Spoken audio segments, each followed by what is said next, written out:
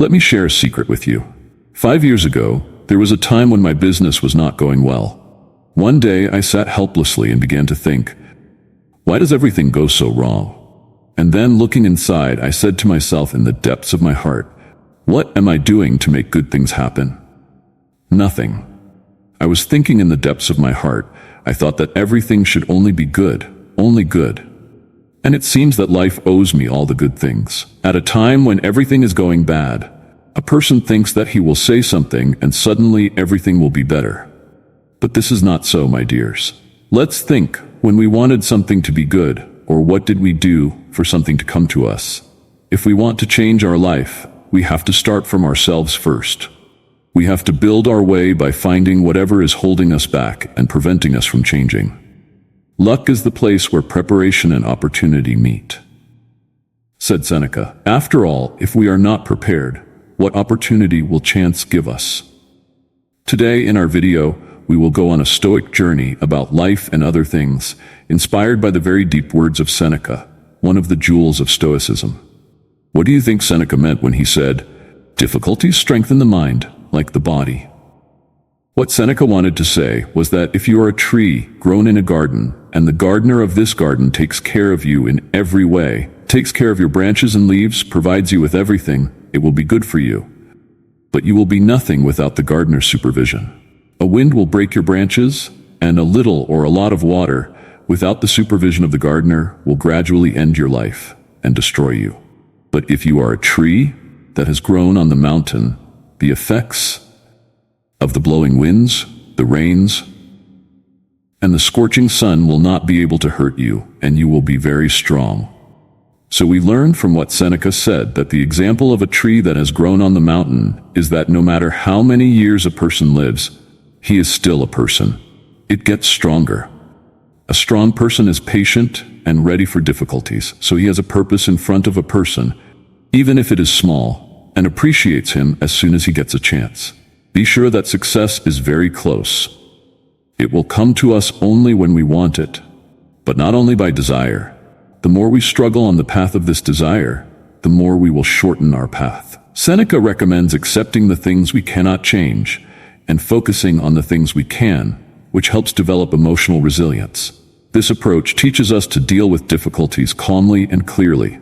Epicurus, one of the geniuses of Stoicism, is also with us, and although he is inclined to pleasure, he recommends to be kind and considerate. Epicurus told us that we should not feel contentment from the inside, and that it depends on our differences and our thinking in many ways. Our inner feelings and thoughts have a great impact on what kind of person we are in life. We should try to take good steps forward in a hopeful way by setting a goal in front of us.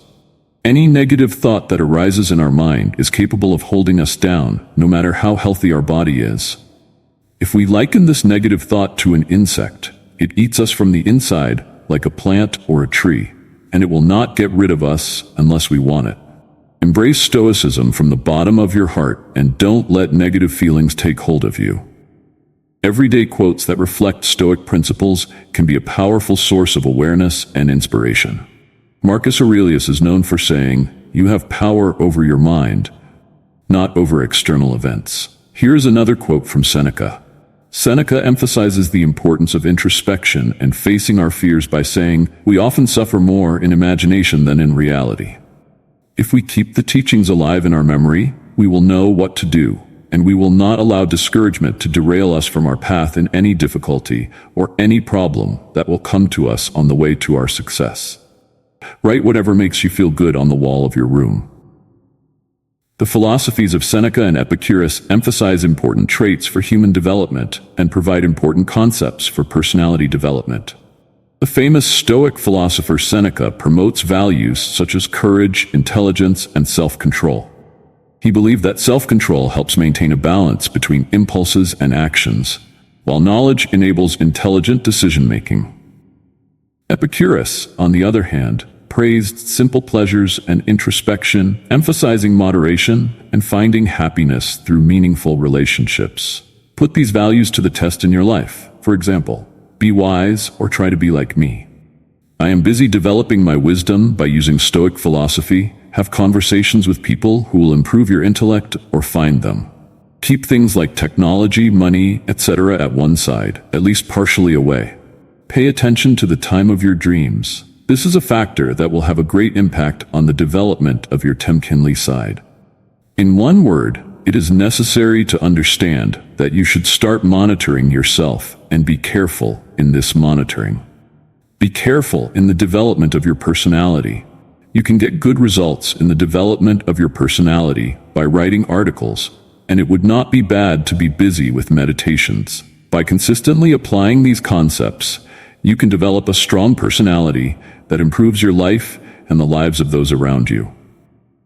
Consider the process of personal development as a lifelong journey. Seneca's quotes can be an inspiration for journaling, a life-changing practice for introspection and growth.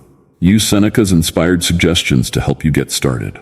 For example, consider the quote, "All the future is uncertain, live in the moment.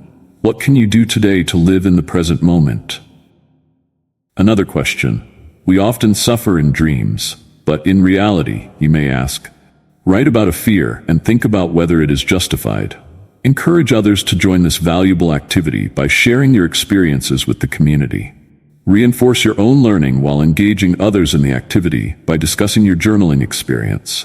Join us in building a community, growing with Seneca's wisdom. Your own introspection can inspire new thinking and support others to develop themselves. Just like Epicurus and Seneca, their lessons have the power to change lives for happiness and contentment.